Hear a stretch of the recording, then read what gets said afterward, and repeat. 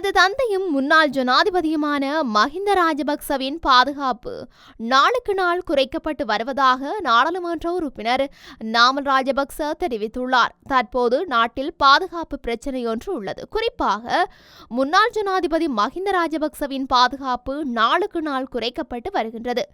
மஹிந்த ராஜபக்சவின் பாதுகாப்பை மேலும் குறைப்பதாக தெரிவித்து தற்போதும் எமக்கு ஒரு கடிதம் கிடைக்கப்பெற்றுள்ளது. இதேபோன்று நாட்டு மக்களின் பாதுகாப்பையும் நாளாந்தம் குறைத்து வருகின்றனர். மஹிந்த ராஜபக்ச யுத்தத்தை நிறைவு செய்தார், சீரமைத்தார், ஜனாதிபதியாகவும் செயல்பட்டார். அவருடைய பாதுகாப்பை குறைக்கின்ற அதே சந்தர்ப்பத்தில் மக்களினுடைய பாதுகாப்பினையும் குறைக்கின்றனர். ஒவ்வொரு இடங்களிலும் துப்பாக்கிச்சூடு நடத்தப்படுகின்றது. நீதிமன்றத்திற்கு சென்ற நீதிபதி முன்னாலேயே துப்பாக்கிச்சூடு நடத்துகின்றனர். காணாமல் போன சந்தேக நபர் செவ்வந்தியை இன்னும் கண்டுபிடிக்கவில்லை.